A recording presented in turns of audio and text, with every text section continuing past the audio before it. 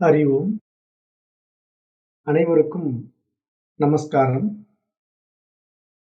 இப்போ நாம கடந்த சில தினங்களாகவே அபரோக்ஷ அனுபூதி என்கின்ற வகுப்பை பார்த்துக் கொண்டிருக்கின்றோம். இப்ப இந்த அபரோக்ஷ அனுபூதி வகுப்பிலே நேற்று வரைக்கும் 96 ஸ்லோகங்கள் பார்த்து முடிச்சிருக்கோம்.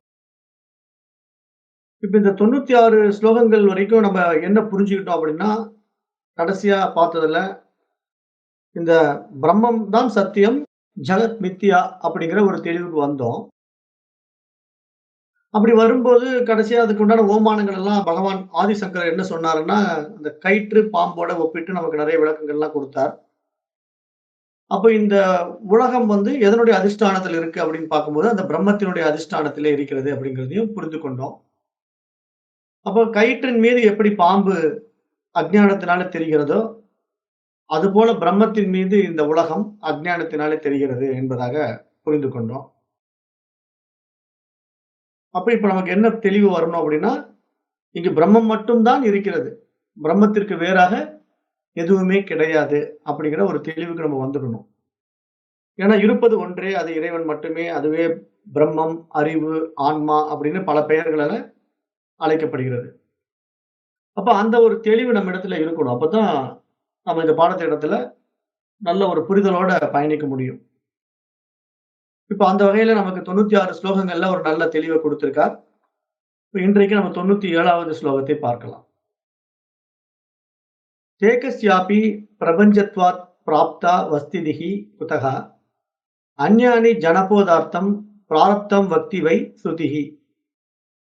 97வது ஸ்லோகத்திலே இந்த தேகம் உலகத்தினுடைய அங்கமாக இருப்பதால் அதுவும் பொய் என்று ஆகிவிடுகிறது. அப்ப பிராரப்தம் உடலுக்கு வருவதால் தேகமே இல்லாதபோது பிராரப்தம் எப்படி செயல்பட முடியும்? ஆகையால் அஞ்ஞானிகள் புரிந்து கொள்வதற்காக இங்கு வேதாந்தம் பிராரப்தத்தை பற்றி பேசுகிறது என்பதாக புரிந்து கொள்ள வேண்டும். அப்போ ஏன் வந்து இந்த தேகம் உலகத்தினுடைய ஒரு அங்கமாக இருப்பதனால் பொய் என்று சொல்கிறார் அப்படின்னா, நம்ம ஏற்கனவே இந்த பாடத்திட்டத்துல ஒரு நல்ல புரிதல் இருக்கிறோம். எப்படி புரிஞ்சுகிட்டு இருக்கிறோம் அப்படின்னா, இங்க இருப்பது ஒன்றே, அது இறைவன் மட்டுமே, அது பரமன், பிரம்மம் அப்படின்னு அழைக்கப்படுகிறதுன்னு பார்த்தோம். அப்ப அந்த பரமனுடைய அதிஷ்டானத்துல இங்கு உலகமாக விரிகிறது வந்து அவனுடைய ஆற்றல் அப்படிங்கிறத நம்ம தெரிஞ்சுக்கிட்டோம். அவன் வரல உலகத்துக்குள்ளேயே. இறைவன் உலகத்துக்குள்ள வர்றதே கிடையாது. அவனுடைய சக்தி தான் இந்த உலகமாக விரிந்திருக்கிறது. அது வந்து போகின்ற சக்தி, மாறிக்கொண்டே இருக்கின்ற சக்தி, ஒரு ஆற்றலிலிருந்து வேறொரு ஆற்றலாக மாறும். அதனால சாஸ்திரம் அது என்ன சொல்றது? மித்யா என்று சொல்லுகிறது. அப்ப மித்யா என்பது அது நிலையற்ற தன்மையில இருக்கிறதுனால, இன்று இருக்கும் நாளைக்கு இருக்காது. நாளைக்கு இருக்காதுன்னா என்ன புரிதல்ல இருக்கணும்? அது மாறிவிடும் என்பதாக புரிந்து கொள்ளணும். இப்ப மரண ஜனனங்கள்லாம் அப்படிதான் மாறிக்கொண்டே இருக்கிறது. வேறொரு பரிமாணத்துக்கு போயிடுது அவ்வளவுதான். அணுக்கள் வந்து சிதைஞ்சு போய் வேறொரு பரிமாணத்துக்கு போயிடும். அப்ப அது வேறொரு மாற்றத்துக்கு உட்படுகிறது. நம்மள பொறுத்தவரைக்கும் அது அழிந்து விட்டதுன்னு நாம நினைக்கிறோம். ஆனா இங்க எதையும் ஆக்கவும் முடியாது, அழிக்கவும் முடியாது. அது வந்து மாறுதலுக்கு உட்பட்டு கொண்டே இருக்கிறது அப்படிங்கிறது தான் இங்க விஷயமே. அப்ப அந்த அடிப்படையில இப்ப இங்க தோன்றி மறையக்கூடிய இந்த ஜகத்தானது மித்யா அப்படிங்கிறத இங்க சொல்றாரு. உலகமே மித்யாவாக இருக்கும்போது, இந்த உடல் மட்டும் என்ன? இந்த உடலும் மித்யா தான். அப்ப இந்த உடல் மித்யாவாக இருப்பதனால, இந்த உடலுக்குன்னு எப்படி பிராரப்த கர்மா இருக்க முடியும்? பிராரப்த கர்மா செயல்பட முடியாது. ஆனா இந்த பிராரப்தம் இருப்பதாக ஏன் சொல்றோம் அப்படின்னா, அஞ்ஞானிகள் புரிந்து கொள்வதற்காக.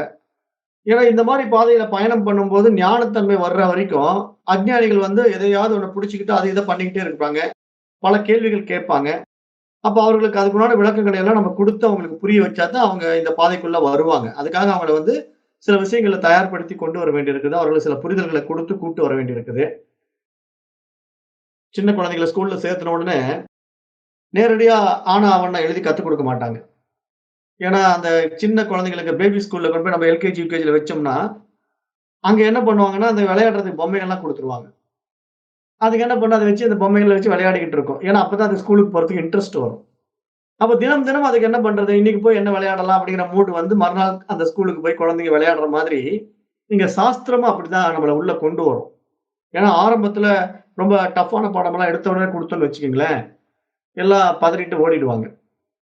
அதனால என்ன பண்றதுன்னா, ஃபர்ஸ்ட்டு வந்து இந்த பேசிக்கான சில விஷயங்கள் எல்லாம் குடுத்து, குடுத்து அத புரிய வச்சு, அந்த மனதை வந்து ஒரு நல்ல பக்குவ நிலைக்கு கொண்டு வந்து, அதுக்கப்புறம் ஸ்ட்ராங் டோஸ் குடுத்தோம்னா தான் புரிய வரும். அப்படிதான் இப்ப குழந்தைங்க வந்து ஸ்கூல்ல போகும்போது சின்ன சின்ன பொம்மைகள வச்சு விளையாடிட்டு இருக்கிறவங்க, பிஹெச்டி வரைக்குமா பொம்மைய வச்சு விளையாடுறோம். பிஹெச்டி சப்ஜெக்ட் வந்தா எந்த அளவுக்கு நம்ம ஹையர் லெவல் எஜுகேஷன்ல சப்ஜெக்ட்ட நம்ம படிக்கிறோம், எந்த அளவுக்கு அதுல மாஸ்டர் ஆகுறோம், அதுல எப்படி நம்ம டாக்டரேட் பட்டம் வாங்குறோம். அந்த மாரி தான் உலகியல் பாடத்திட்டங்கள் நம்மள எப்படி ஃபர்ஸ்ட்டு சுவாரஸ்யமா உள்ள கொண்டு வந்து, அப்புறம் போக போக டஃப்பா இருக்கும். அது மாரி தான் இங்க ஆன்மவியல் பாடமும். இந்த ஆன்மவியல் பாடத்துல வந்து ஆரம்பத்துல நமக்கு எளிமையா இருக்கிற மாரி இருக்கணுங்கிறதுக்காக தான் இந்த கர்மா தியரி எல்லாம் சாஸ்திரம் பேசுது. ஆனா இந்த கர்மா தியரி வந்து உண்மையிலேயே இல்ல. காரணம் என்ன? உலகமே மித்தியாங்கும்போது யாருக்கு கர்மா? ஆனா அஞ்ஞானிக்கு அந்த கர்மா இருக்கும். ஏன்னா அவன் நம்புறான். அதுதான் இங்க நம்ம மீண்டும் மீண்டும் சொல்றோம். என்ன சொல்ல வரோம்னா, இப்போ நெறைய பேர் இந்த கேள்வியெல்லாம் கேட்பாங்க. பேய் இருக்குதா? கடவுள் இருக்குதா? அது இருக்குதா? இது இருக்குதான்னா, இருக்குன்னா இருக்கு. இல்லன்னா இல்ல. உங்க மனம் சார்ந்தது அது அவ்வளவுதான். இந்த உலகத்துல நீங்க என்னென்ன விஷயங்கள நம்புறீங்களோ, அதெல்லாம் உங்களுடைய மனம் சார்ந்த விஷயங்கள். அதுதான் ஜோதிடம் கூட. இப்ப ஜோதிடம்ங்கிற ஒரு விஷயத்துக்குள்ள நெறைய பேர் போறாங்க இல்லையா? அவங்க என்ன சொல்லுவாங்க? ஜோதிடம் உண்மை அப்படிம்பாங்க. ஆனா சாஸ்திரம் என்ன சொல்லுது? அது ஆஸ்ட்ரானமி. அது வானவியல் சாஸ்திரம். அது வானவியலே இங்க இல்ல. அப்படி இருக்கும்போது அதுக்கு என்ன போய் திருப்பி ஆஸ்ட்ராலஜின்ட்டு மனுஷனுக்கு தனியா ஒரு ஜாதகம். அப்ப அது மாரிலாம் எதுவுமே கிடையாது. அப்ப இந்த மேல்நிலை பாடங்களுக்கு வர வர, அந்த கீழ்நிலை அஞ்ஞானங்கள் எல்லாம் நம்ம இடத்த விட்டு விலகணும். ஏன்னா நம்ம வந்து இந்த மாரி பாதையில வந்துட்டு, திருப்பியும் ஜோசியம் பார்த்துட்டு உட்கார்ந்திருக்க கூடாது. அப்படி ஜோசியம் பார்க்கிறோம்னா, நமக்கு அஞ்ஞானம் இருக்கு, அறியாமை இருக்குன்னு அர்த்தம். என்ன காரணம்? புரிதல் இல்லை இல்லையா? அதனால மீண்டும் மீண்டும் அந்த தவற செய்வோம். பாடங்கள படிச்சுக்கிட்டு இருப்போம். ஆனா நடைமுறைக்கு வரமாட்டோம். இந்த காதுல வாங்கி அந்த காதுல விட்டுருவோம். பிராக்டிகலா நம்ம எதுவும் அப்ளை பண்ண மாட்டோம். நெறைய சாங்கியங்கள், சம்பிரதாயங்கள், சடங்குகள் இதுலலாம் போய் சிக்கிட்டு இருப்போம். அதுக்கு தான் நம்முடைய சாஸ்திரம் வந்து ஆரம்பத்திலேயே சொல்லுது. கர்ம காண்டம், ஞான காண்டம் என்ற 2 வகைகள்ல பிரிச்சு குடுக்குது சாஸ்திரம். அந்த கர்ம காண்டத்துல தான் நமக்கு முதல்ல தேவைப்படுறதெல்லாம் என்ன சொல்றது? பக்தி தேவைப்படுது, யோகம், ஞானம் வர்ற வரைக்கும் எல்லா பயிற்சிகளும் பண்ணணும். தியானம் பண்ணணும், ஜெபம் பண்ணணும், பூஜைகள் பண்ணணும் அப்படின்னுலாம் சொல்லிக் குடுக்கும். ஆனா அப்படியெல்லாம் சொல்லிக் குடுத்துட்டு ஏன் திடீர்னு ஞானத்துல வந்து ஒண்ணும் இல்ல, இந்த உலகம் மித்யா அப்படின்னு சொல்லுது அப்படின்னா, எடுத்த உடனே இந்த உலகம் மித்யா அப்படின்னு சொன்னா, மனசு ஏற்றுக்கொள்ளவே ஏற்றுக்கொள்ளாது. ஏன்னா இப்ப குழந்தைங்க படிக்க வரும்போதே ஆல்பா, பீட்டா, காமான்னு சொல்லி பாருங்க. ஸ்கூலுக்கே வரத நிறுத்திக்கும். அப்ப அந்த குழந்தைகளுக்கு ஆல்பா, பீட்டா, காமா எடுத்த உடனே சொல்லிக் குடுக்காம, சும்மா விளையாட்டு பொம்மைகள வச்சு கொஞ்சம் விளையாட வச்சு, அப்புறம் ஆனா, ஆவன்னா சொல்லிக் குடுக்கும்போது கூட அந்த குழந்தைகளுக்கு பிடிக்கிற மாரி ஆன்னா அம்மா அப்படின்னு அதுக்கு பிடிச்ச அம்மாவையே அங்க சுட்டிக்காட்டி, அதுக்கு என்னென்ன பிடிக்குமோ அந்த விஷயத்தெல்லாம் பொம்மையில காட்டி, அந்த குழந்தைகள நம்ம கவர் பண்ணி தான் அந்த பாடத்திட்டத்த நடத்தி கொண்டு போ வேண்டியதா இருக்கு. அப்பதான் அதுங்க ஸ்கூலுக்கே வரும். இல்லன்னா ஸ்கூலுக்கு வர்றதுக்கு ரகல பண்ணிட்டு வீட்டுக்குள்ளேயே விளையாட பார்க்கும். அப்ப அது மாரி இங்க ஆன்ம ஞான பாடத்துக்குள்ள வர்றவங்களும் அப்படித்தான் இருப்பாங்க. ஏன்னா, இது ஹையர் சப்ஜெக்ட்டா இருக்கிறதுனால இதுக்குள்ள வரமாட்டாங்க. அப்ப எடுத்த உடனே இதுக்குள்ள வர வேண்டாம். உனக்கு என்னென்ன பிடிக்குதோ அத புடிச்சுக்கோ அப்படின்னு சொல்லி சாஸ்திரம் ஆரம்பத்துல அனுமதிக்குது. கர்ம காண்டத்துல எல்லாவற்றையும் அனுமதிக்குது. அதுல தான் பூஜைகள், புனஸ்காரங்கள், பக்தி, ஜபம், தியானம் எல்லாத்தையும் குடுக்குது. அப்ப அதெல்லாம் நம்ம பழக பழக நமக்கு ஒரு சுவாரஸ்யம் இருக்கு இல்லையா? அந்த சுவாரஸ்யத்திலேயே மூழ்கி வேற நம்ம போயிடுறோம் இல்லையா? அப்புறம் நான் பண்ற தியானம் தான் சூப்பர் தியானம். அவர் பண்ற தியானம் சாதா தியானம்லாம் வேற சொல்றோம். தியானத்திலேயே நெறைய டைப்ஸ் ஆஃப் தியானத்த வேற வச்சுக்கிறோம். அப்ப இது மாரிலாம் நெறைய பயிற்சிகள் வேற, மூச்சு பயிற்சிகள் வேற எடுத்துக்கிறோம். அப்புறம் நான் பண்ற மாரி உங்களால பண்ண முடியுமா? நீங்க என்ன சாதாரண பிராணாயாமம் தான் பண்றீங்க. நான் பாருங்க வாசி யோகமே பண்றேன்பாங்க. அது ஒரு பெருமை. அப்புறம் அந்த வாசி யோகத்துல கதி ஓட்டுறேன். நான் ஓட்டுற கதி உங்களுக்கு தெரியுமான்னு ஒருத்தன் கேள்வி கேட்பான். இவன் எனக்கு தெரியாது அப்படிம்பான். அப்ப உனக்கு இன்னும் அந்த பக்குவம் வரல. என்ன அளவுக்கு நீ கதி ஓட்டினா தான் நீ தேற முடியும்னு இவன் சொல்லுவான். இது மாரி எல்லாம் ஒரு விளையாட்டுத்தனமான வாழ்க்கைய வாழுகின்ற மனிதர்கள நம்ம பார்க்கிறோம். காரணம் என்ன? அஞ்ஞானம், அறியாமை வாழ்க்கை, அறியாமை முறை. அப்ப இந்த பாடத்திட்டங்களுக்குள்ள ஆழமான புரிதல் வர வரத்தான், இங்க எதுவுமே உண்மை இல்ல. எல்லாம் தோற்றம், மாயை, மித்தியா, தோன்றி மறையக்கூடியது. இதுல எதை பிடிச்சுக்கிட்டு நான் வாழ்றது? ஒண்ணும் இங்க பிடிச்சுக்கிட்டு வாழ்றதுக்கு இல்ல. அது நடத்துது. அதனுடைய போக்குல அப்படியே நம்ம போக வேண்டியது தான். எப்படின்னா, இப்போ ஒரு தண்ணீல தவறி ஒருத்தன் விழுந்துடுறான் அப்படின்னா, அந்த தண்ணி போற பாதையிலேயே போனான்னா, அப்படியே ஒரு ஓரமா ஒதுங்கி கரை ஏறிக்கலாம். ஆனா, அந்த தண்ணி போற பாதைக்கு எதிர்த்து நீச்சல் போட்டான்னு வச்சுக்கங்களேன், அவன் என்ன பண்ணுவான்? கடினமா முயற்சி எடுத்துக்கிட்டே இருப்பான். ஆனா, களைப்படைந்து கடைசியில அந்த கரை கூட ஒதுங்க முடியாம என்ன பண்ணிடுறான்? அந்த உடல் விட்டுர்றான். தண்ணியோட தண்ணியா போயிடுவான். ஒதுங்க முடியாது அவனால. அப்ப அந்த மாரி போக்குல, தண்ணி போற போக்குலயே போயி, நம்ம கரை ஏறுவது எப்படி புத்திசாலித்தனமோ, அது மாரி இது மாரி ஆன்ம ஞான பாடங்களுக்குள்ள வந்து நம்ம எல்லாம் புரிஞ்சுக்கிட்டோம் அப்படின்னா, இங்க இருப்பது இறைவன் மட்டும் தான். அவனுடைய போக்கு என்னவோ அது அப்படியே அவனுடைய வியாபகத்துல இந்த உலகம் விரிஞ்சு, மலர்ந்து அப்படியே மறைஞ்சுகிட்டு இருக்கு. அப்ப அது எப்படி கொண்டு போதோ அப்படியே கொண்டு போகட்டும் அப்படின்ட்டு, சும்மா சாட்சியா எத்தனையோ நம்ம வேடிக்கை பார்க்கிறது தான், இங்க புரிதல், ஞானம், தெளிவு அப்படின்னுலாம் சொல்லப்படுது. ஆத்ம ஞானத்தை பற்றி பேசும்போது, மகான்கள் சொல்லக்கூடிய அந்த தெளிந்த அறிவு, அறிவு பிரகாசம், ஞான ஒளி அப்படின்லாம் சொல்றாங்க இல்லையா? இதெல்லாம் இதுதான். அப்ப அந்த புரிதலுக்கு வரணும். அப்ப அதனால ஏன் இந்த பிராரப்த கர்மத்த பத்தி சாஸ்திரம் பேச வேண்டி இருக்குது அப்படின்னா, அஞ்ஞானிகள் புரிந்து கொள்வதற்காக இந்த சாஸ்திரம் இத எடுத்து சொல்லுது அப்படின்னு இந்த 97வது ஸ்லோகத்திலே சொல்லிட்டார். அடுத்தது 98. "சியந்தே சாஸ்ய கர்மாணி தஸ்மின் திருஷ்டே பராவரே பகுத்வம் தன்னிஷே தூர்த்தம் ஸ்ருத்யா கீதம் ச யத் ஸ்புடம்." இந்த ஞானியினுடைய அனைத்து கர்ம பலன்களும் அந்த பிரம்ம ஞானத்தை அடைந்தவுடன் நாசம் அடைகிறது. இங்கு கர்ம பலன் என்று குறிப்பிடுவதால் பிராரப்த கர்ம பலனும் அழிந்து விடுகிறது என்று உபனிஷதங்களினால் தெளிவாக விளக்கப்பட்டிருக்கிறது அப்படின்னு இங்க சொல்றார். 98வது ஸ்லோகத்திலே. அப்போ என்ன இங்க புரிந்துக்கணும்னா, ஒரு ஞானி எப்பொழுது ஞானத்தை அடைகிறானோ, அப்பொழுது அவன் இதுவரைக்கும் செய்த கர்ம காரியங்களால கிடைத்த அத்தனை விஷயங்களும், பலன்களும் நாசமாகி போகிறது அப்படின்னு தெரிந்து கொள்ள வேண்டும். ஏன் அப்படி இந்த சாஸ்திரம் சொல்லுது அப்படின்னா, இப்ப ஆரம்பத்துல அஞ்ஞானியா இருந்தப்போ, எல்லாருமே எங்க போறோம்? கர்ம காண்டத்துல தான் சிக்கிட்டு இருப்போம். ஞான காண்டத்துக்கு வரமாட்டோம். அப்ப கர்ம காண்டத்துக்குள்ள இருந்துட்டு நம்ம என்ன பண்ணுவோம்னா, என்ன ஜெபம் பண்ணலாங்க? இந்த சாமி பெருசா? அந்த சாமி பெருசா? முருகனுக்கு ஏதாவது ஒரு மந்திரம் சொல்லுங்க. இல்ல சிவபெருமானுக்கு ஒரு மந்திரத்த சொல்லுங்க. அத நான் உபாசனை பண்றேன்.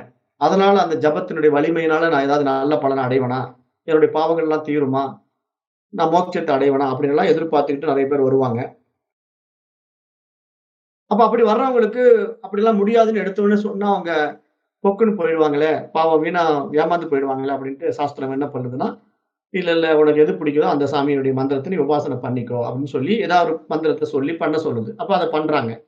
அப்ப அது மாரி ஜபம், தியானம், பிராணாயாமம், ஆசனங்கள் இது மாரி என்னென்ன பிடிக்குதோ அட்டாங்க யோகத்திலும் அதெல்லாம் குடுக்கப்படுது. ஏன்னா இதெல்லாம் முறையா வந்தா, அவன் நல்ல ஒரு தெளிவுக்கு வருவான். அப்ப அந்த மாரி அவன் ஒவ்வொன்னும் பயிற்சி பண்ண, பண்ண அவனுக்குள்ள ஒரு பணிவும், பொறுமையும், சகிப்புத்தன்மையும் அப்படியே வளரும். அப்ப அந்த பூஜைகள்லாம் உட்காரும்போது அவன் ஒரு எதிர்பார்ப்போட தான் ஆரம்பத்துல செய்வான். ஏதாவது ஆதாயம் கிடைக்குமா? இந்த பூஜை செஞ்சா எனக்கு நற்பலன் கிடைக்குமா? அப்படின்னு ஒரு எதிர்பார்ப்போட தான் இங்க எல்லாருமே செய்றோம் இல்லையா? அப்ப அப்படி செய்து கொண்டிருக்கின்ற அஞ்ஞானிகளுடைய நிலை வந்து இந்த ஞான காண்டத்துக்குள்ள வந்த பிறகு, அந்த ஞானத்தினுடைய முடிந்த முடிவுல என்ன ஆயிடுதுன்னா, அத்தனை கர்ம பலன்களும் எரிந்து நாசமாகி விடுகிறது அப்படிங்கிறாரு. ஏன் அப்படின்னா, அஞ்ஞானியா இருக்கின்ற பொழுது தான் பாவ புண்ணியங்களுக்கு அவன் பயப்படுறான். அப்புறம் அஞ்ஞானியா இருக்கின்ற பொழுது தான் எனக்கு புண்ணியம் வரணும்னு எதிர்பார்க்கிறான். அஞ்ஞானியா இருக்கிறதுனால தான் எனக்கு ஏதாவது நல்ல பெருசா கடவுள் குடுப்பாரா அப்படின்னு ஆசைப்படுறான். ஆனா ஞானத்துக்குள்ள வந்த பிறகு இங்க ஒன்றும் அடைவதற்கு இல்ல. இங்க பாவமும் இல்ல, புண்ணியமும் இல்ல, நல்லதும் இல்ல, கெட்டதும் இல்ல. இருப்பது இறைவன் மட்டும் தான். அத போய் எப்படி பிரிச்சு பார்க்க முடியும்?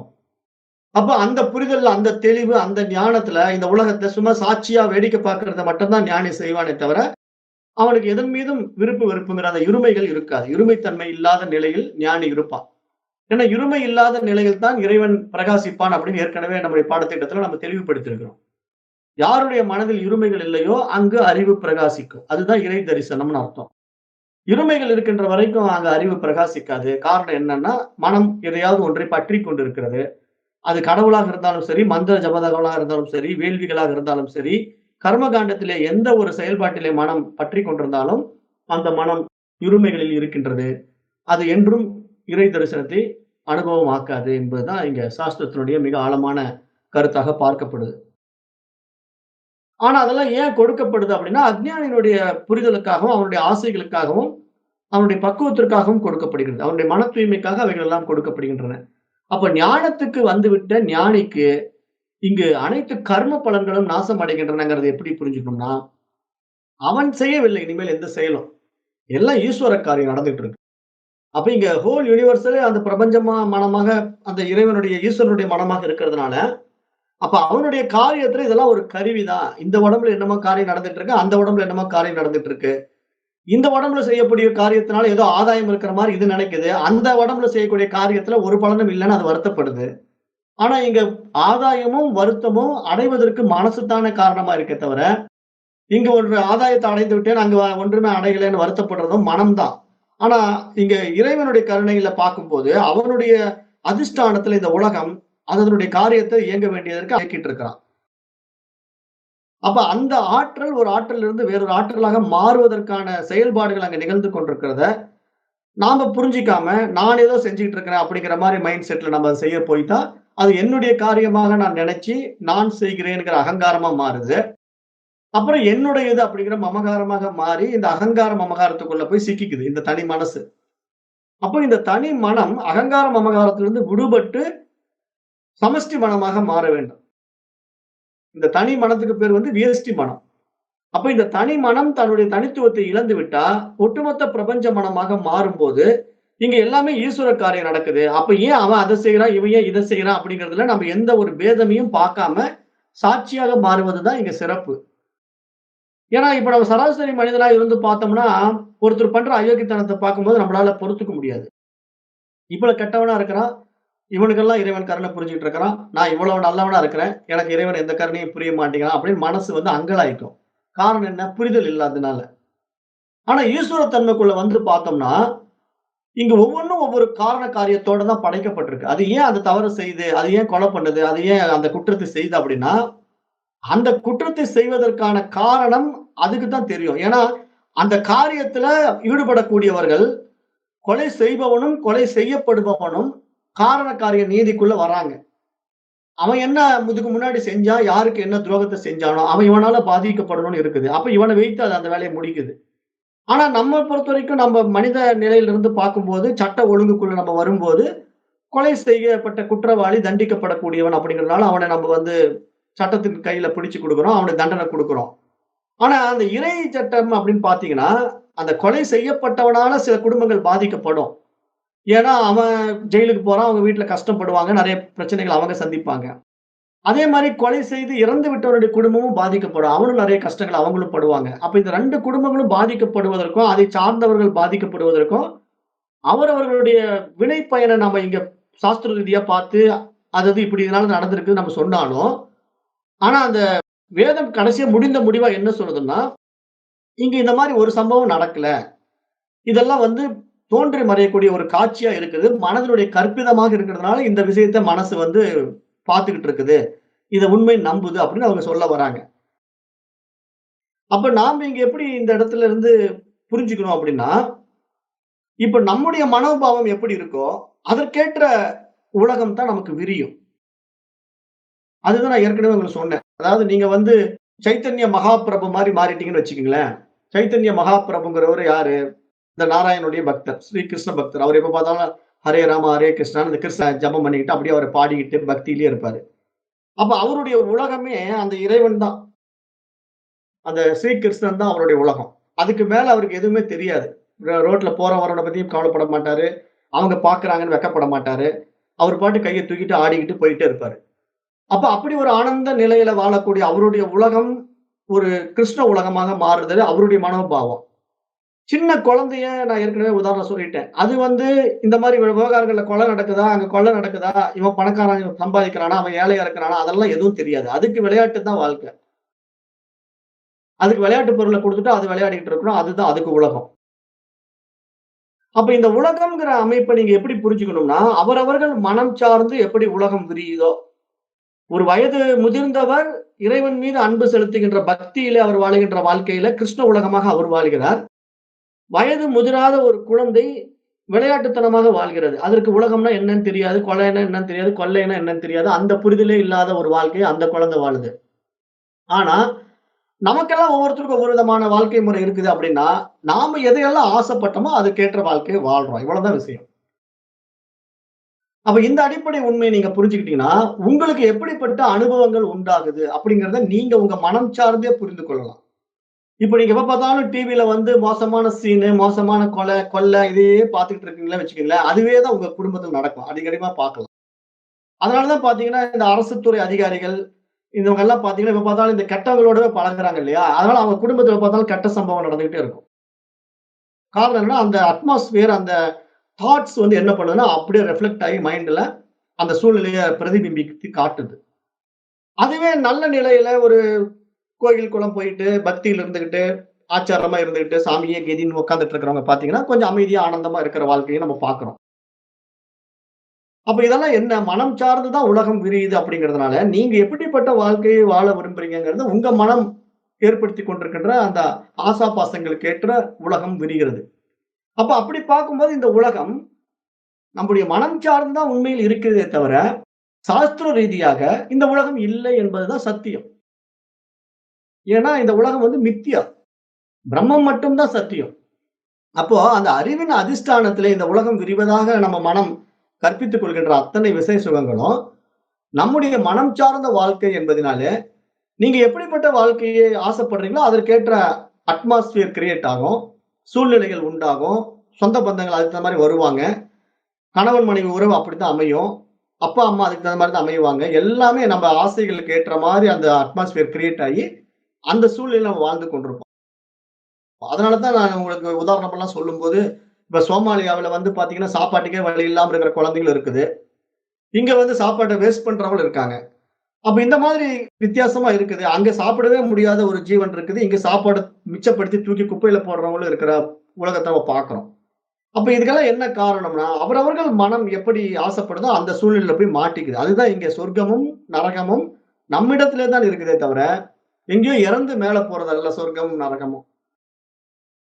இங்க வாழும்போதே நம்ம அடையக்கூடிய துயரங்கள் நரகமாகவும், சந்தோஷங்களை சொர்க்கமாகவும் தான் இங்க பார்க்கணுமே தவிர, ஏதோ இந்த உடம்ப விட்ட பிறகு நம்ம அப்படியே மேல சொர்க்கலோகத்துல போய் ரம்பா, ஊர்வசி கூட டான்ஸ் ஆடலாம் அப்படிங்கிற கற்பனை எல்லாம் அஞ்ஞானம், அறியாமை அப்படின்னு சாஸ்திரம் தெளிவுபடுத்துது. ஏன்னா சாஸ்திரத்த பொறுத்தவரைக்கும் இங்க மற்ற லோகங்கள் கிடையாது. இந்த உலகமே மனோலோகம் தான். சாஸ்திரம் என்ன சொல்றதுன்னா, இந்த பூலோகமே மனோலோகம் தான் அப்படின்னுடுச்சு. ஏன்னா இது வந்து இந்த உலகத்த விட்டு வேற எங்க போனாலும் வேற உலகம்லாம் இல்லப்பா. நீ கற்பித்துக் கொண்ட மன உலகம் இது. கனவுல ஒரு உலகம் படைக்கிற இல்லையா? நனவுல ஒரு உலகம் படைக்கிற இல்லையா? ஆழ்ந்த உறக்கத்துல உலகமே இல்லை இல்லையா? அப்ப இந்த மாரி 3 விதமான அனுபவங்கள் உன்னுடைய வாழ்க்கையில நடக்கும்போது, எங்க இதற்கு வேறாக உலகம்னு ஒண்ணு இருக்குது? அது ஒண்ணும் இல்ல. நீயா அத உருவாக்கி மனதினுடைய கற்பிதத்துல இப்படியெல்லாம் இருக்குதுன்னு கற்பனை பண்ணி வைத்துக் கொண்டிருக்கிறாய். அது மாதிரி தான் நீ வந்து இறந்த பிறகு சொர்க்கலோகத்துல போய் ரம்பா, ஊர்வசி கூட டான்ஸ் ஆடலாம் அப்படின்னு ஒரு கற்பனை பண்ணி வச்சிருக்கிற. அது மாரிலாம் ஒண்ணு இல்ல. அது மாரி இருந்து நீ என்னைக்குமே போய் ஆடலாம் முடியாது. அதே மாரி பிரம்ம லோகத்துல போனா நம்ம ஏதோ பிரம்மா பக்கத்திலேயே உட்கார்ந்து படிக்கலாம். அப்படிங்கிற மாரியெல்லாம் நெறைய சாஸ்திரங்கள் சொல்றத வேற மாரி புரிஞ்சு வச்சுட்டு இருக்காங்க. அப்படியெல்லாம் அங்க போய் எங்கேயோ பிரம்மா வந்து வேற வேலை இல்லையா? இவர உட்கார வச்சு கிளாஸ் எடுக்கிறது தான் பிரம்மாவுக்கு வேலையா? ஏன்னா இவங்க பிரம்மலோகத்துக்கு போன உடனே பிரம்மா வாங்க, வாங்க. நீங்க பூலோகத்துல சரியா படிக்கல. இப்ப நீங்க மேல் லோகத்துக்கு வந்துட்டீங்க பிரம்மலோகத்துக்கு. அங்க நீங்க இன்ட்ரெஸ்ட் இல்லாம இருந்துட்டீங்க. இங்க நல்லா நான் சொல்லி தரேன்னு சொல்லி அவர உட்கார வச்சு கிளாஸ் எடுப்பாருங்கிற மாரிலாம் நெறைய பேர் கற்பனை பண்ணிட்டு இருக்காங்க. அப்படியெல்லாம் ஒரு காரணமும் நடக்காது. ஏன்னா இங்கேயே பிரம்மலோகம்ங்கிறது என்னன்னா, இந்த மாரி சாஸ்திரத்த படித்துக்கிற வாய்ப்பு கிடைச்சதுன்னா பிரம்மலோகம் உங்களுக்கு கிடைச்சிருக்குன்னு அர்த்தம். அவ்வளவுதான். இப்ப நீங்க எங்கேயோ போய் ஒரு சினிமால போய் படம் பார்க்கறதுக்கும், ஒரு நண்பரோட போய் கிளப்ல டான்ஸ் ஆடுறதுக்கும், பார்ல போய் தண்ணி அடிக்கிறதுக்கும், இது மாரி பாடத்திட்டத்துக்கு வருவதற்கும், எப்படி மனம் தான முக்கிய காரணமா இருக்கு. நம்முடைய மனசு தான் எத விரும்புதோ, அதற்கேற்ற உலகத்த படைக்குதுன்னு நான் ஏற்கனவே சொன்ன மாதிரி, உங்களுக்கு நரக வாழ்க்கை வேணும்னா, உங்க மனசு அத விரும்பி அங்க போவும். சொர்க்க வாழ்க்கை வேணும்னா, அத விரும்பி எங்க போகும் சொர்க்கத்துக்கு? அமெரிக்கா, சிங்கப்பூர், மலேசியான்னு போயிடும். ஏன்னா, அங்க தான் ஜாலியா லைஃப் என்ஜாய் பண்ணக்கூடிய வாழ்க்கை அங்க இருக்கும். ஆனா பிரம்மலோகம்னா எங்கன்னா, இது மாரி வேதாந்த பாடங்களை படிக்க வந்தா அதுதான் பிரம்மலோகம். ஏன்னா, இங்க பிரம்மலோகத்துல வேதாந்த சாஸ்திரங்களை படிக்கிறவங்க பிரம்மலோகத்துல இருக்கிறாங்கங்கிறதுக்கு ஆதாரம். இப்படிதான் சாஸ்திரம் வந்து ஒவ்வொன்னையும் சூஸ் பண்ணி புரிய வைக்குது நமக்கு. நாமளா வந்து கற்பனையில உருவாக்கிக்கிறதெல்லாம் அவங்க லோகமா மாறிடாது. அப்படியெல்லாம் லோகங்கள் கிடையாது. ஈரேழு 14 லோகங்கள் இருப்பதாக வந்து மனம் தான் சாஸ்திர ரீதியாக ஏற்றி வைத்து கற்பனை பண்ணிட்டு இருக்கு. இதெல்லாம் வந்து ஒரு புரிதலுக்காக தான் குடுக்கப்பட்டது. கருட புராணம் எடுத்துக்கிட்டீங்கன்னா, கருட புராணத்துல ஒவ்வொன்னுக்கும் இப்படி இப்படிலாம் மரணம் இருக்கு அப்படின்லாம் சொல்றது எதுக்குன்னா, அவன் தவறான வழியில போகக்கூடாது அப்படிங்கிறது பயமுறுத்துவதற்காகத்தான். ஆனா அப்படியெல்லாம் நடக்குமானா, நடக்குது. எப்படி நடக்குதுன்னா, இப்ப வந்து யம தர்மராஜனுடைய யம கிங்கரர்கள் என்ன பண்றாங்கன்னா, சரி இவன் ரொம்ப அக்கிரமம் பண்ணியிருக்கான். இவன எண்ணெய் சட்டியில போடுப்பா அப்படின்னு யம தர்மராஜன் தண்டனை குடுக்குற மாதிரியும், உடனே அவன தூக்கி கொதிக்கிற எண்ணெயில தூக்கி போடுற மாரியும் நம்ம பார்க்கிறோம் இல்லையா? ஆனா உண்மையா இங்க மனித உடலை தூக்கி கொதிக்கிற எண்ணெயில போடுறது இல்ல. பண்ண பாவத்துக்கு வேற ஒரு பிறவி எடுக்கிறோமோல்ல, அப்ப உடம்பு என்னவா மாறிடுது? ஒரு ஈயாவோ, ஒரு கொசுவாவோ, இல்ல வேற பூச்சியாவோ அந்த உடம்பு மாறுது. அப்ப ஒரு அம்மா பஜ்ஜி சுட்டுட்டு இருக்கும்போது, ஆசையா போய் அந்த வடச்சட்டியில உட்கார்ந்து, அந்த எண்ணெய் சட்டியில விழுந்து, அப்படியே கருக வேண்டியது தான். அப்ப அந்த உடம்பு எண்ணெய் சட்டியில போட்டு எடுக்கிற நிலைமை எப்ப வந்ததுன்னா, அது செய்த வினை பயன் அனுபவத்த யமதர்மராஜன் கிங்கர்கள் மூலமா அந்த எண்ணெய் சட்டியில போட்டு எடுத்தான் அப்படிங்கிறதுக்கு ஒரு அடையாளம். அப்படிதான் நம்ம பார்க்கணும். மற்றபடி நம்ம மனித உடலையே கொண்டு போய் எண்ணெய் சட்டியில போடுவாரா? மனித உடம்புலயே போய் குத்தி எடுப்பாரா? அப்படின்னு அந்த நரக லோகத்துல நடக்கக்கூடிய அந்த மோசமான விளைவுகள் எல்லாம் ஒரு படமாக போட்டு காட்டுவாங்க அந்த காலத்துல. அந்த மாரி படத்தெல்லாம் பார்த்து பயந்துக்குவாங்க. ஐயோ! நரக லோகம்லாம் இவ்வளவு மோசமா இருக்கு. அங்கலாம் நான் போகக்கூடாதுன்னு அப்படி பயந்துகிட்டு, பதறிக்கிட்டு நான் நரகத்துக்கு போக மாட்டேன்பாங்க. சரி அப்ப எங்கெங்க போறீங்க அப்படின்னு கேட்டா, நான் சொர்க்கத்துக்கு போறேங்கன்னா. ஏன்? அங்க தான் ரம்பா, ஊர்வசி எல்லாம் இருக்கா, டான்ஸ் ஆட முடியும். ஏன் பிரம்மலோகம் போலாயான்னா, பிரம்மலோகம்லாம் எனக்கு வேண்டாம். அங்க போய் யாரு படிச்சுட்டு இருப்பா? இங்கேயே படிக்க முடியல. இன்னும் அங்க வேற போய் படிக்கணுமா? அப்படிங்கிற மைண்ட் செட். அப்ப இதுலருந்து என்ன புரியுதுன்னா, ஒவ்வொருத்தருக்கும் ஒவ்வொரு விதமான மனப்பான்மை. அத நல்லா புரிஞ்சுக்கணும். இங்க சாஸ்திரம் சொல்ல வர்ற சாராம்சமே என்னன்னா, அவரவர்கள் ஏற்றி வைத்துக் கொண்ட எண்ணங்கள் இங்கு வாழ்க்கையாக விரியுது. அப்ப நீங்க எப்படிப்பட்ட எண்ணங்களை உங்களுக்குள்ள விதைச்சு வைத்திருக்கீங்களோ, அதற்கேற்ற வாழ்க்கை உங்களுடைய அனுபவமாக இருக்குது. இப்ப நாம இந்த இடத்துல இந்த பாடத்திட்டங்களுக்கு நல்ல தெளிந்த புரிதலுக்கு ஞானத்தை அடைந்து விட்டோம்னா, இங்க ஒன்றும் இல்ல. இங்க பாவமும் இல்ல, புண்ணியம் இல்ல, நன்மையும் இல்ல, தீமையும் இல்ல, பிராரப்தமும் இல்ல, ஆகாமியும் இல்லை, சஞ்சிதமும் இல்லை. எந்த கர்மாக்களும் ஞானிக்கு கிடையாது. அப்ப அந்த ஞான நிஷ்டனுக்கு தான் இந்த கர்மாக்கள் இல்லை. ஆனா அந்த ஞானத்தை அடையாத அஞ்ஞானிக்கு இது எல்லாம் உண்டு. ஏன்னா அவன் அதை நம்புகின்றான். ஆகவே அவனுக்கு அது நடக்கும். ஏன்னா அவன் ஒரு பலனை எதிர்பார்த்து அந்த காரியத்தை செய்கின்றான். அந்த பலாபலன்கள் அவனுக்கு வந்துதான் சேரும். அப்ப அததான் சாஸ்திரம் என்ன பண்ணுதுன்னா, வினை விதைத்தவன் வினை அறுப்பான், திணை விதைத்தவன் திணை அறுப்பான். நீ எதை விரும்புறியோ அது உனக்கு அனுபவம் ஆகும்பா. நீ விதைக்கிறது தினையா இருந்தா உனக்கு தினைய அறுவடை பண்ணி சாப்பிடலாம். வினையா இருந்தா அதுக்குண்டான கஷ்டங்கள நீ பட்டுத்தான் ஆகணுங்கிறத சொல்லிடுது. அப்ப அந்த புரிதலுக்காக தான் இங்கே ஆதிசங்கரர் என்ன சொல்றாருன்னா, 98வது ஸ்லோகத்திலே தெளிவுபடுத்துறார். பிரம்ம ஞானத்தை அடைந்தவுடன் ஞானியினுடைய அத்தனை கர்ம பலன்களும் நாசமாகி விடுகிறது. இங்கு கர்ம பலன்கள் என்று குறிப்பிடுவதால் பிராரப்த கர்ம பலனும் அழிந்து விடுகின்றது என்று உபநிஷதங்களால் தெளிவாக கூறப்பட்டுள்ளது என்று இங்கு 98லே சுட்டிக்காட்டுகிறார். அடுத்து 99. உச்சியதே அந்நைர் பலாச்சை தத்த தானர் தத்துவ யாக்கமகா வேதாந்த மதாகானம் ச யதோ ஞானமிதி ஸ்ருதி. இந்த 99வது ஸ்லோகத்துல என்ன சொல்றாருன்னா, ஆத்ம ஞானத்தை அடைந்தாலும் பிராரப்தத்தின் பிடியிலிருந்து விடுபட முடியாது என்று உறுதியாக கருதினால் 3 குறைகள் சேர்ந்துவிடும் அப்படின்னு இங்க சுட்டிக்காட்டுறார். ஏன்னா இப்ப நிறைய பேர் என்ன பண்றாங்கன்னா, இப்ப இந்த ஆத்ம ஞான பாடத்திட்டங்களுக்குள்ள வராங்க. இந்த வேதாந்த பாடத்த புரிந்து கொள்கிறார்கள். மேலோட்டமாக புரிந்து கொள்கிறார்கள். என்ன புரிந்துக்கிறாங்கன்னா, பிரம்மம் சத்தியம், ஜெகத் மித்யா. இந்த உலகம் உண்மை இல்ல. ஆனா இறைவன் மட்டும் தான் சத்தியம் அப்படின்னு புரிந்து கொள்கிறார்கள். ஆனா புரிந்து கொண்ட பிறகும் என்ன பண்றாங்கன்னா, அந்த இருமைகளிலேயே இருக்கிறார்கள். இறைவன் சத்தியம். அப்ப நான் ஒரு சாதாரண ஆளு. அதனால இறைவன புடிச்சுக்கிட்டு இருக்கிறேன். எல்லாம் அவன் செயல். அப்படிங்கிற மாரி இறைவன் கிட்ட போய் மீண்டும் அது வேண்டும், இது வேண்டும். ஏதேனும் தப்பு செய்தா இறைவன் என்னை தண்டித்து விடுவான். அப்புறம் நம்ம இது நல்லது நடக்கிறதுக்கு அவன் தான் கருவி. அதனால அவனையே நான் பிடிச்சுக்கிறேன். அப்படிங்கிற ஒரு சுயநலம் அங்க இருக்கு. புரிதல் இல்லாதனால.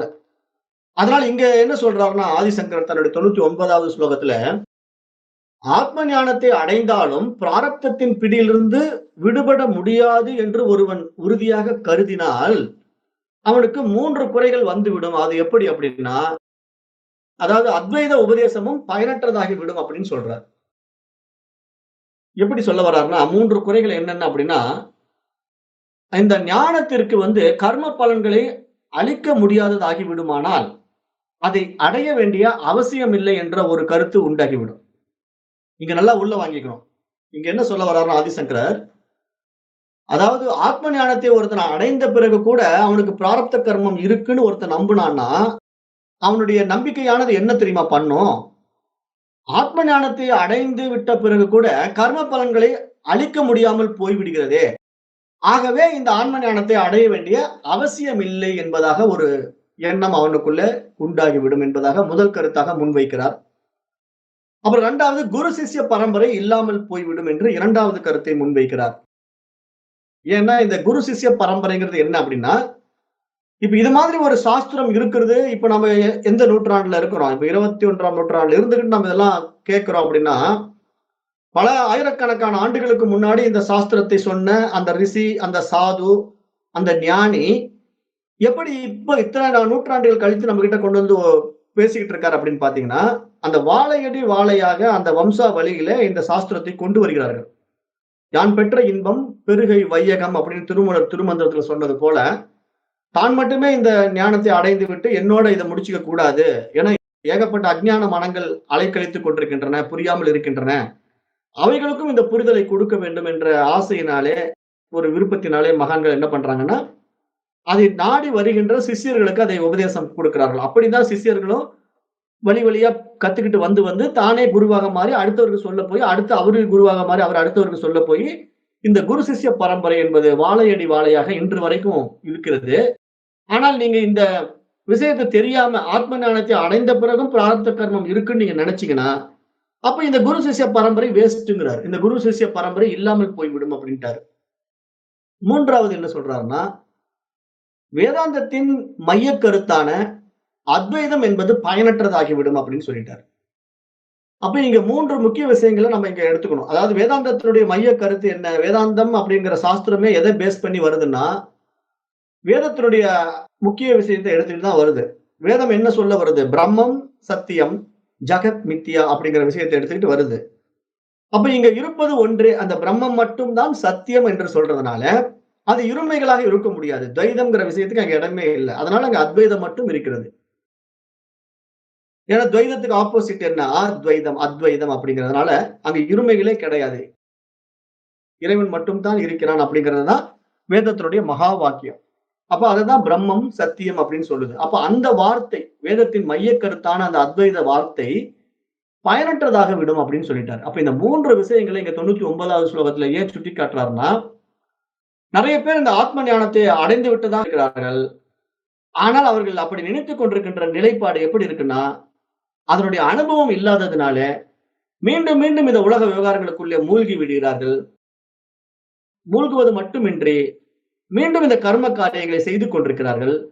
கர்ம காரியங்கள் செய்வது மட்டுமின்றி அதை நம்புகிறார்கள். அதை உண்மையாக பாவிக்கிறார்கள். அப்ப என்ன பண்றாங்க? இந்த ஞானத்தை ஒரு பக்கம் ஏத்திக்கிட்டு இருப்பாங்க. இன்னொரு பக்கம் பூஜைகள் பண்ணிட்டு இருப்பாங்க. கோயிலுக்கு போயிட்டு இருப்பாங்க. அப்புறம் ஜோதிடம் பார்த்துட்டு இருப்பாங்க. இந்த மாதிரி என்னென்ன கர்மகாண்டத்துல இதெல்லாம் நமக்கு ஆரம்பத்துல அஞ்ஞானத்துல கொடுக்கப்பட்டதோ, அதையெல்லாம் இப்பொழுது ஞானத்துக்குள்ள வந்தும் பிடிச்சுக்கிட்டு இருக்கேன்னு சொல்றது, உண்மையான ஞானம் அடைந்த மனமா அப்படின்னு கேட்டா, இல்லவே இல்லை அப்படின்னு தான் எங்க சாஸ்திரம் சொல்லுது. அப்ப ஞானத்தை அடைந்து விட்டு ஒருத்தன் அந்த பிராரப்த கர்மத்தின் படி செயல்படுகின்றான் என்றால், அவன் உண்மையான ஞானி இல்ல. அப்ப அவன் ஞானத்தை அடையவில்லை. அஞ்ஞானியா தான் இருக்கிறான். ஆனா புரிதல் இல்லாம அவன் என்ன பண்ணிட்டு இருக்கிறான்? அதை உண்மை என்று நம்பிக்கொண்டு செய்தா, அப்ப உண்மையான அத நம்புறவங்களுக்கு என்ன பிரச்சனை வந்துரும்னா, ஓ! இப்ப நம்ம ஞானத்தை அடைந்தவர் ஒரு ஞானியா எல்லாம் பேசுறாரு. அருமையா உபனிஷத் சொல்றாரு. அந்த இந்த இதுன்னு எல்லாம் சொல்லிக் குடுக்குறாரு. கடைசியில பார்த்தா கோயில்ல பூஜை பண்ணிட்டு உட்கார்ந்து இருக்கிறாரு. மந்திர ஜபம் பண்ணிட்டு இருக்காரு. அப்புறம் ஜோதிடம் பார்த்துட்டு இருக்காரு. அப்ப எப்படி இவரு அந்த ஞானத்தை அடைந்து இதெல்லாம் செய்யறாரா? செய்யலாமா? அப்படிங்கிற ஒரு சந்தேகம் அவனுக்குள்ள எழுந்தா என்ன ஆகும்? அந்த ஞானத்தினால இது போன்ற கர்ம பலன்களை அழிக்க முடியாததாக ஆகிவிடுகின்றதுங்கிற ஒரு பிரச்சனை வந்துடுது இல்லையா? அப்ப ஞானத்தை ஏன் அடைய வேண்டும்? அப்படின்னு ஒரு சராசரி முமுட்சு யோசிக்க ஆரம்பிச்சிடுவான். மோட்சத்தின் மீது ஆசை உள்ள ஒரு முமுட்சு இந்த பாடத்திட்டத்துக்குள்ள வந்த உடனே அவன் யோசிப்பான். ஞானத்தை அடைந்து விட்டா எனக்கு எந்த கர்மமும் இல்ல, எனக்கு எந்த பாவம் புண்ணியமும் இல்ல. அந்த தூய அறிவாக நான் மாறி விடுகிறேன்னு சொன்னதுனால தானே நான் இந்த பாதைக்கு வந்தேன். ஆனா இந்த பாதையில வந்துமே இதெல்லாம் இருக்குன்னு நிறைய பேர் பண்ணிட்டு இருக்காங்களே. அப்படி பண்ணிட்டு இருந்தா, அப்போ இந்த பாதையில வர்றதுனால பிரயோஜனம் இல்லையே அப்படின்னு அவன் ஒரு முடிவு எடுத்தான்னா, அந்த இடத்துல என்ன ப்ராப்ளம் வரும்னா, அந்த கர்ம பலன்களை அழிக்க முடியாததாகி விடுவதனாலே, இந்த ஞானத்தை அடைய வேண்டிய அவசியம் இல்லை என்ற எண்ணத்திற்கு அவன் வந்து விடுவான். அது மிகப்பெரிய தவறாக மாறிவிடும் சொல்லிட்டாரு. அப்புறம் குரு சிஷ்ய பரம்பரை இல்லாமல் போய்விடும் சொல்லிட்டாரு. அப்புறம் வேதாந்தத்தின் மையக் கருத்தாகிய அத்வைதம் பயனற்றதாக மாறிவிடும் என்றும் சொல்லிட்டாரு. அப்ப இங்க இத நல்லா உள்ள வாங்கிக்கிட்டா, இந்த பாடத்திட்டத்துல வருகிறவர்கள், இந்த வேதாந்த பாடத்தை நன்றாக உள்ள வாங்கி தெளிந்த ஞானத்துக்குள்ள வந்து விட்டவர்கள், தன்னை இழந்துவிட்டு அந்த ஞானத்துக்குள்ள, அந்த அத்வைத ஞானத்துக்குள்ள வந்து இருப்பது இறைவன் மட்டும் தான். அவனுடைய அதிஷ்டானத்துல இந்த உலகம் விரிஞ்சுகிட்டு இருக்கு. அவனுடைய விரிவான இந்த உலகம் அவனுடைய ஆற்றலாக இருப்பதனால, அது எப்படி இயங்குதோ அப்படி இயங்கட்டும். இந்த இயக்கத்தை நான் மாற்றுவதற்கு யார்? நான் என்ன பண்ண முடியும்? இதை எப்படி நான் மாற்ற முடியும்? அதனால எல்லாம் அவன் செயல். இங்கு என் செயலாவது ஒன்றுமில்லை அப்படின்னு அப்படியே ஒப்படைத்து விட்டு, தன்னை இழந்து விட்டு அமைதியாகி விடுவார்கள் பார்த்தீங்களா? அவங்க தான் உண்மையான ஞானிகள். அப்ப அவர்கள் வாயைத் திறந்து பேசினா என்ன பேசுவாங்க? அந்த இறைவனைப் பற்றி மட்டும் பேசுவாங்க. "பாரப்பா, இறைவன் மட்டும் தான் இருக்கிறான். நீ அகங்காரத்துல ஆடாத. நீ இங்க ஒருத்தன் இல்ல." அப்படின்னு பேசுவாங்க. அவ்வளவுதான். வேற ஒண்ணும் பேசுறதுக்கு இங்க ஒண்ணும் இல்ல அவங்க கிட்ட. அப்ப அதனால இங்க புரிதல் வந்துவிட்ட ஞானிகள் வந்து அமைதியாகி விடுவார்கள். அவர்களை தேடி வருகின்றவர்களுக்கு மட்டும் இந்த பாடத்திட்டங்களை சொல்லுவார்கள். வராதவர்களைப் பற்றி அவர்கள் கவலைப்பட மாட்டார்கள். ஏன்னா, அவர்களை பொறுத்தவரைக்கும் இந்த உலகம் இல்ல. ஆனா தேடி வர்றவங்களுக்கு வந்து ஏன் அவர் சொல்லித் தர்றாருன்னா, அந்த மனம் லிஃப்ட் ஆக விரும்புது. தன்னைப் போல அந்த அனுபவத்தை அடைய விரும்புது. ஆகவே அதற்கு நம்ம புரிய வைக்கிறது தப்பொன்னும் இல்ல. ஏன்னா, அது புரிந்து கொண்டு அது விடுதலை ஆகட்டும். அதுவும் ஈஸ்வர காரியம் தான். என்ன ஒரு கருவியா படைத்து, என் மூலமா அதை குடுக்குது போலிருக்கு. அதனால குடுக்கட்டுமே அப்படின்னு அதையும் ஒரு காரியமாக தன்னுடைய காரியமாக பார்க்காமல், அதை ஈஸ்வர காரியமாக பார்ப்பார்கள். அப்படிப்பட்டவர்கள் தான் இங்க ஞானிகளாக பார்க்க முடிகிறது. அப்ப அந்த ஒரு தெளிந்த புரிதலுக்கு நம்ம இங்க வந்துவிட வேண்டும். அதைத்தான் இந்த சூத்திரத்திலே சுட்டிக்காட்டுகிறார். அததான் இந்த 99வது ஸ்லோகத்துல சொல்றார். அடுத்தது 100வது ஸ்லோகம். ஸ்ரீ பஞ்சாங்கான்யதோ வக்ஷ்யே பூர்வோக்தஸ்யைவ சித்தயே தைஷ்ச சர்வைஹி சதா காரியம் நிதித்யாசனமேவது. இங்க என்ன சொல்றாருன்னா, இந்த 100வது ஸ்லோகத்திலே, இப்போ இனிமேல் 15 விதமான சாதனங்களை சொல்லப் போகிறார். ஞானத்தில் நிஷ்டை அடைவதற்காக இவைகளை பயன்படுத்தி நிதித்தியாசனம் என்ற இந்த தியானத்தை மட்டும் இடைவிடாமல் செய்து வர வேண்டும் என்பதாக இங்கு சுட்டிக்காட்டுகிறார். அப்போ இந்த 100வது ஸ்லோகத்துல என்ன சொல்ல வர்றார்னா, ஒரு 15 விதமான ஞான நிஷ்டைக்கான வழிமுறைகளை சுட்டிக்காட்டுகிறார். அதை பயன்படுத்திக் கொண்டு நாம செய்ய வேண்டிய தியானம் என்ன? நிதித்தியாசனம் என்கின்ற தியானம். நிதித்தியாசனம்னா என்னங்க? அந்த தன்மயமாய், அந்த ஆனந்தமயமாய், அந்த பூரண அறிவாய் நாம் இருப்பதுதான் நிதித்தியாசனம். ஏன்னா நிதித்தியாசனம்னா சாஸ்திரம் எப்படி அதை புரிய வச்சதுன்னு நான் ஏற்கனவே சொல்லிட்டேன். சிரவணம், மனனம், நிதித்தியாசனம் அப்படிங்கிற 3 படிநிலைகள்ல தான் சாஸ்திரத்துக்குள்ள நம்ம வரோம். ஃபர்ஸ்ட் சிரவணம் அப்படின்னா சாஸ்திர விஷயங்களை காதுகளால் கேட்கிறோம். சாஸ்திரம் என்னெல்லாம் சொல்லுது, நம்முடைய அஞ்ஞானங்களை நீக்குவதற்கான வழிமுறைகளை பூரா எப்படி சொல்லுது அப்படின்னு காது கொடுத்து கேட்டுக்கிட்டே இருக்கிறோம். அப்படி காது கொடுத்து கேட்டுக்கிட்டே இருக்கும்போது நமக்கு நிறைய சந்தேகங்கள் வருது. இது இப்படி சொல்றீங்களா, அது அப்படி சொல்றீங்களா, அங்க பூஜை பண்ணுங்கங்கிறீங்க, இங்க பூஜை பண்ண வேண்டாங்கிறீங்க. கர்ம காண்டத்துல இதே சாஸ்திரம் தானே பூஜை பண்ணு, ஜபம் பண்ணு, தியானம் பண்ணுன்னு சொல்லிச்சு. இப்ப நீங்க இந்த இடத்துல வந்து இதெல்லாம் வேண்டாங்கிறீங்க. அப்ப எப்படிங்க இது எனக்கு புரியல. இன்னும் கொஞ்சம் விளக்கமா சொல்லுங்க அப்படின்னு கேட்கும்போது, அதுக்கு உண்டான விளக்கங்களையும் அதே குரு மூலமா நம்ம பெற்று ஒரு தெளிவு அடைகிறோம். இங்க வேதாந்த சாஸ்திரத்தினுடைய பாடத்திட்டத்தையும், கர்ம காண்டத்தினுடைய பாடத்திட்டத்தையும் கம்பேர் பண்ணி, அதுக்குண்டான ப்ராப்ளத்த எல்லாம் சால்வ் பண்ணி, ஒரு தெளிவுக்கு வந்துடுறோம். அந்த தெளிவு தான் இங்க வந்து மனனம். சிரவணம் பண்ணி கேட்ட விஷயத்திலே அடைகின்ற ஒரு தெளிவுக்கு பெயர் மனனம். அவ்வாறு மனனம் அடைந்த பிறகு எனக்கு என்ன வந்துருச்சு? ஒரு தெளிவு வந்துருச்சு, ஒரு புரிதல் வந்து விட்டது. அப்ப அதிலே நான் நிலை பெற வேண்டும். என்ன தெரிந்து கொண்டேன் இந்த வேதாந்த சாஸ்திரத்தின் மூலமாக? தத்துவம் அசி அப்படிங்கிற குருவினுடைய மகா வாக்கிய உபதேசத்தை கேட்டேன். குரு என்ன சொல்றாரு? தத்துவம் அசி. நீ அதுவாகவே இருக்கிறாய் அப்படின்னு ஒரு மகா வாக்கிய உபதேசத்தை கொடுக்கிறார். அதை நான் புரிஞ்சுகிட்டேன். அத புரிஞ்சுக்கிறதுக்கு முடியாதாம் தான் நான் நிறைய கேள்விகள் கேட்டேன். அது எப்படிங்க நான் அதுவாக இருக்க முடியும்? அது எப்படிப்பட்ட ஒரு பிரம்மாண்டம்? நான் ஒரு அல்பன். நானும் அதுவும் ஒண்ணா? அப்படின்னு நான் தெரியாம அவர்கிட்ட நிறைய சந்தேகங்கள் எல்லாம் கேட்டேன். அவர் அத்தனை விளக்கங்களும் குடுத்து நமக்கு புரிய வச்சுட்டார். அப்ப நான் நல்ல ஒரு தெளிவுக்கு வந்து அந்த மனனத்துல அடைந்த தெளிவின் வாயிலாக, இப்ப நான் அந்த அடைந்த இலக்குல நான் அதுவாகத்தான் இருக்கிறேன்ங்கிற நிலை பெற நிற்க வேண்டும். அதுதான் நிதித்தியாசனம். அப்ப நான் எப்படி நிலை பெறணும்? அகம் பிரம்மாஸ்மி. நானே அந்த தூய அறிவு, அந்த ஆன்மா அப்படிங்கிற அந்த நிலைப்பாட்டில் நான் நிற்க வேண்டும். அந்த நிலைக்கு நிதித்தியாசனம் என்று பெயர். அதைத்தான் இங்கு தியானம் என்பதாக சொல்லப்படுகிறது. இந்த தியானத்தை இடைவிடாமல் செய்து வர வேண்டும் என்பதாக இந்த 100வது ஸ்லோகத்திலே சுட்டிக்காட்டுகின்றார். அடுத்தது 101ல என்ன சொல்றார் அப்படின்னா, நித்யாப்யா சாத்ருதே பிராப்திர்ன பவேத் சச்சிதாத்மனஹ தஸ்மாத் பிரம்ம நிதித்யாசே ஜிக்னாசு ஸ்ரேயசே சிரம். இங்க என்ன சொல்றாருன்னா, நிதித்தியாசன சாதனத்தை தொடர்ந்து செய்யவில்லை என்றால், இந்த பாடத்தை எடுத்து இவ்வளவு தூரம் ஒழுங்கா படிச்சோம், கேட்டோம், அப்புறம் அதை பத்தி நல்ல தெளிவ பண்ணி புரிஞ்சுக்கிட்டோம். ஆனால் அந்த நிலையில் நம்ம நிற்கவில்லை. அகம் பிரம்மாஸ்மி என்ற அந்த தூய அறிவில், அந்த ஆன்மாவில் நம்ம நிற்க தெரியலன்னா, அந்த நிதித்தியாசன சாதனத்தை தொடர்ந்து செய்யவில்லை என்றால், சச்சித் ஸ்வரூபமாக இருக்கின்ற பூரணமான பிரம்மனாக இருக்க முடியாது. ஆகவே நிதித்தியாசனத்தை தொடர்ந்து செய்யப்பட வேண்டும். பிரம்மத்தை தொடர் தியானிக்க வேண்டும். ஞானத்தை அடைந்து அதில் நிலை பெற விரும்புகின்றவன், மோட்ச நிலையை அடைய விரும்புபவன் அதிக காலம் அதிலேயே இருந்து பழக வேண்டும் என்பதாக இங்கு சுட்டிக்காட்டுகிறார். இந்த 101வது ஸ்லோகத்திலே என்ன சொல்றாருன்னா, தஸ்மாத் பிரம்ம நிதித்யாசே ஜிக்னாசு ஸ்ரேயசே சிரம். அதைத்தான் ஒரு தலையாய விஷயமாக அவன் பார்க்க வேண்டும். ஜிக்னாசை பொறுத்த வரைக்கும் அவனுக்கு அதுதான் முக்கியம். மற்றதெல்லாம் செகண்டரி தான். ஏன்னா அவன் வந்த வேலையை முடிக்கணும், பிறவா பெருநிலையை அடையணும். அப்போ இங்க மோட்சத்தை தான் அவனுடைய இலக்கு. அவனுடைய இலக்கு வந்து மோட்சம். அப்ப அந்த மோட்சத்தை அடைவதற்கான முயற்சி அவன் தீவிரமா எடுத்து அதுல பயணம் பண்ணி சாஸ்திரங்கள் எல்லாம் கேட்டு அதுல ஒரு நல்ல தெளிவை அடைந்து அந்த புரிதலின் மூலமாக அகம் பிரம்மாஸ்மி என்று தன்னுடைய சொரூபத்தை, தன்னுடைய யதார்த்தத்தை, தன்னுடைய உண்மைத்தன்மையை உணர்ந்து கொண்ட அந்த முமுட்சு இப்போ அந்த ஞானத்தின் முதிர்ச்சியினால அதிலே நிலை பெற்று நிற்க வேண்டும். அப்படி நிற்பதுதான் இங்கு தியானம். அந்த தியானத்தை அவன் தொடர்ந்து செய்ய வேண்டும். அனுதினமும் நான் இருக்கிறேன் என்ற அந்த உள்ளுணர்வு தன்மையிலே இருப்பதற்கான ஒரு முழுமைத்தன்மையை உண்டாக்கி கொடுக்கும். ஏன்னா இந்த பாடத்திட்டத்தினுடைய புரிதல்ல மனம் லிப்ட் ஆகி வந்திருந்தாலும் அதனுடைய சத்தியத்தன்மையை அந்த மனம் உணர்ந்து கொண்டதா இல்லையா அப்படிங்கறத நம்ம அந்த நிதித்தியாசன தியானத்திலேயே தெரிந்து கொள்ளலாம். அந்த நிதித்தியாசன தியானத்திலே நம்மளால நிற்க முடியவில்லை என்றால் அப்ப மனம் இன்னும் அந்த ஆசிலேஷன்ல தான் இருக்குது. அப்ப அது ஏத்துக்கல, ஆனா படிச்சு வச்சிருக்குது. அது எப்படிப்பட்ட படிப்பா இருக்குதுன்னா, ஏட்டு சுரைக்காய் மாதிரி சுரைக்காய் பொம்மையை படத்துல பார்த்துட்டு அதுதான் சுரைக்காய் நினைச்சுக்கிட்டு இருக்குது. ஆனா உண்மையா சுரைக்காய் பார்க்கவே இல்லை. அது மாதிரி இங்கு வெறும் பரோட்ச ஞானமாகத்தான் இருக்குது.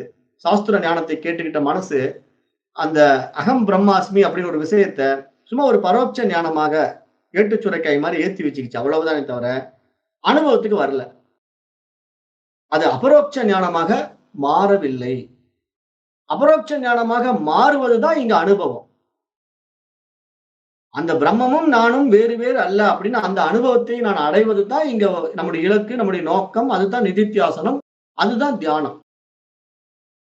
அப்ப அதுதான் இங்க அவர் சுட்டி காட்டுகின்றார் 101வது ஸ்லோகத்திலே. அடுத்து 102ல என்ன சொல்றாருன்னா, யமோஹி நியமஸ்தியாக்கோ மௌனம் தேசஸ்ச காலத்தः ஆசனம் மூலபந்தஸ்ச தேக சாமியம் ச திருக் ஸ்திதிஹி.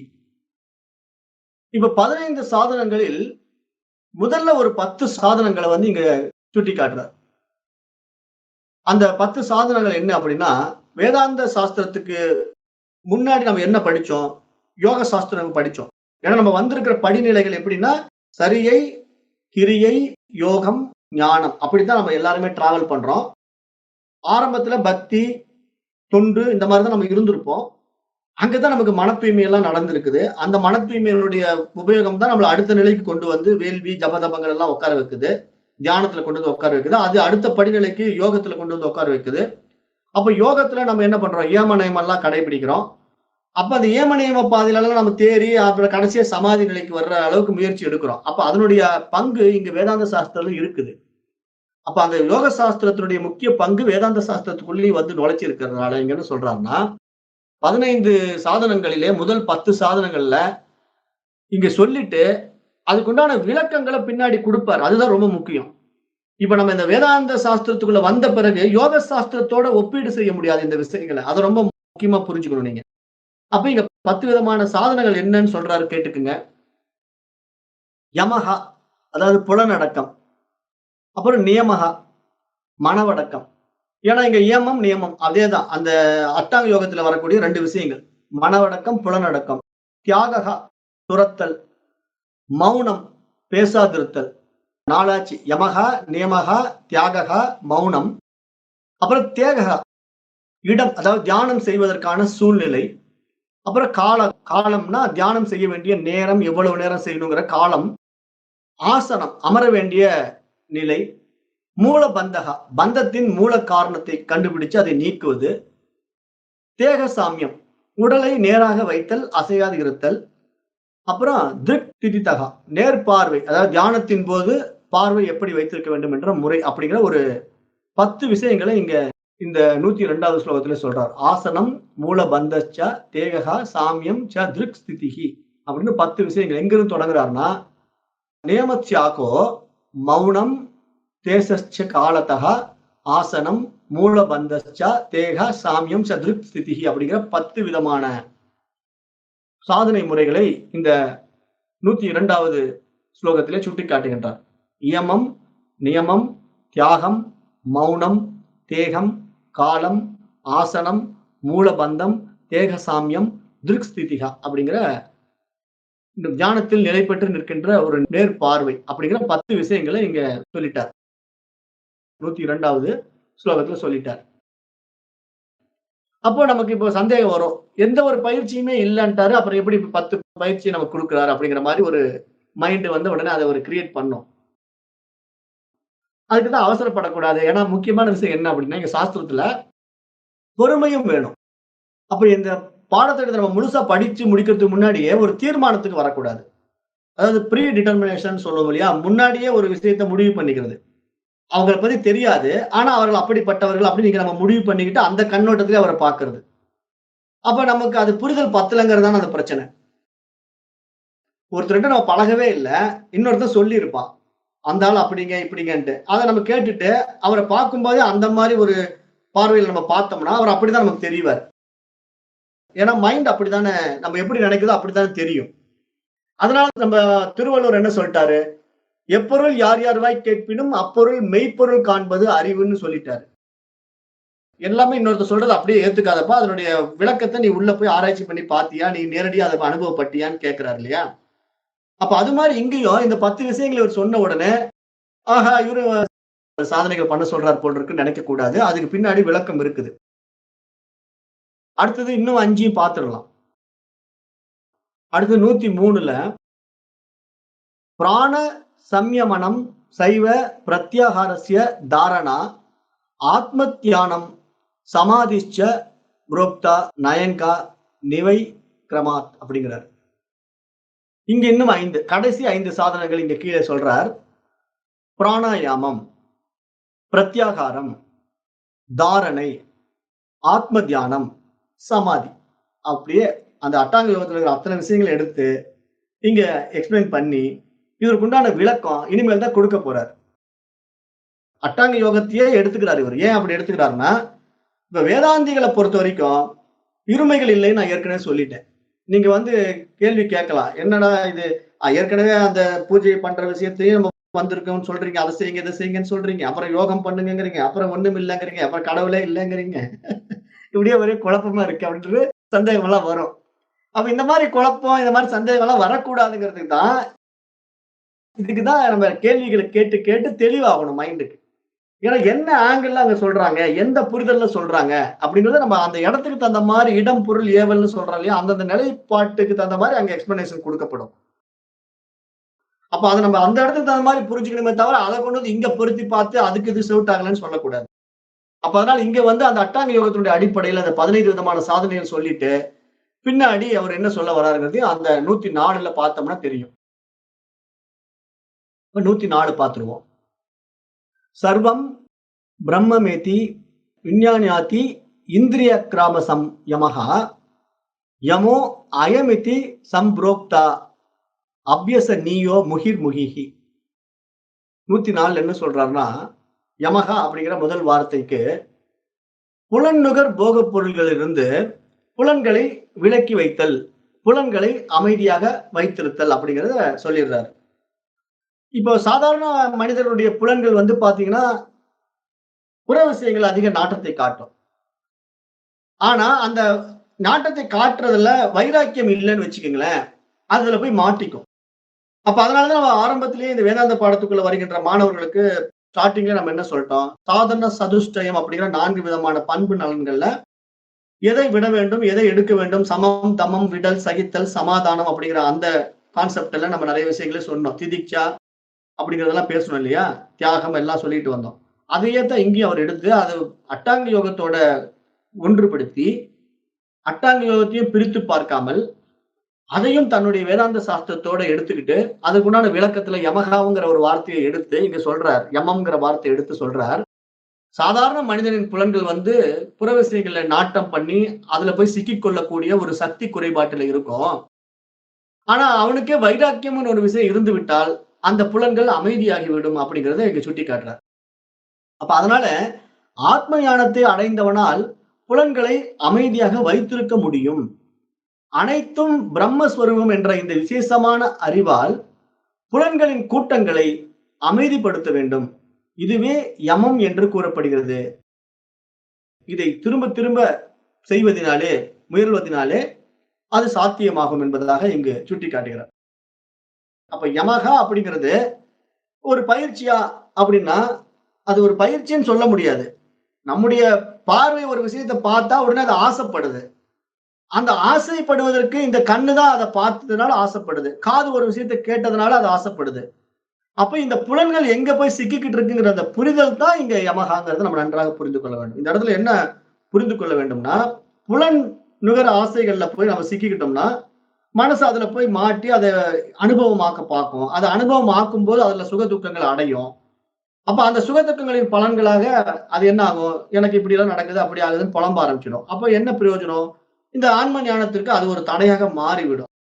அந்த மாரி ஒரு பக்குவம் இல்லாத மனம், அந்த ஆன்ம ஞானத்து அளவுக்கு உயர முடியாதுங்கிறதுனால ஆரம்பத்திலேயே ஒரு செக் வச்சிடுறாரு. அதுதான் யமகாங்கிற புரிதலை சொல்லிட்டார். அடுத்தது சொல்றாரு. 105ல சஜாதீய பிரவாகஸ்ச விஜாதீய த்ரஸ்கிருதிஹி நியமோ ஹி பரானந்தோ நியமாத் கிரியதே புதைஹி. அதாவது இந்த 105வது ஸ்லோகத்திலே ஒரே எண்ணமே தொடர்ந்து இருத்தலே சஜாதீய விருத்தி என்பதாக சுட்டிக்காட்டப்படுகிறது. அதாவது சஜாதீய பிரவாகஸ்ச விஜாதீய த்ரஸ்கிருதிஹி. அப்ப இங்க 2 விஷயத்த சொல்றாரு. சஜாதீய அப்படிங்கிற ஒரு விருத்தியும், விஜாதீய அப்படிங்கிற ஒரு விருத்தி. 2 விதமான விருத்திகள பத்தி இந்த 105வது ஸ்லோகத்திலே பேசுகிறார். விருத்தின்னா என்னன்னா, எண்ணங்களுடைய எழுச்சின்னு புரிஞ்சுக்கணும். விருத்திகள் அப்படின்னா மனதில் ஏற்படுகின்ற எண்ணங்கள்.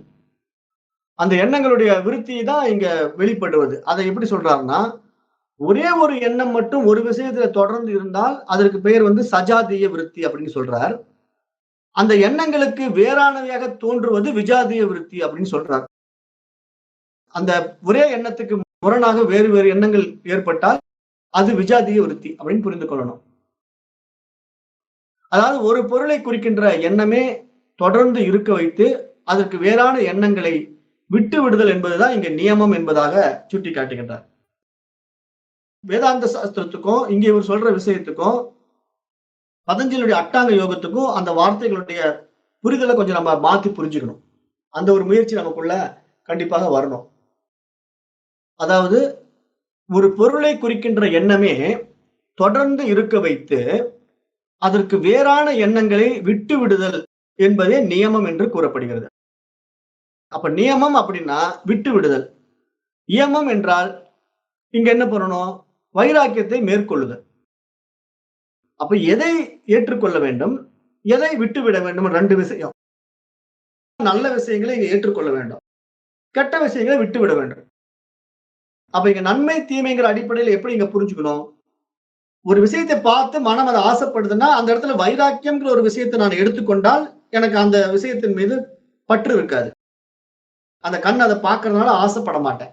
அத நான் சாதாரணமா எடுத்துட்டு போயிட்டே இருப்பேன். அப்ப அந்த இடத்துல வைராக்கியம்ங்கிற ஒரு விஷயத்த ஏற்றுக்கொள்ள வேண்டும். அது இயமம்.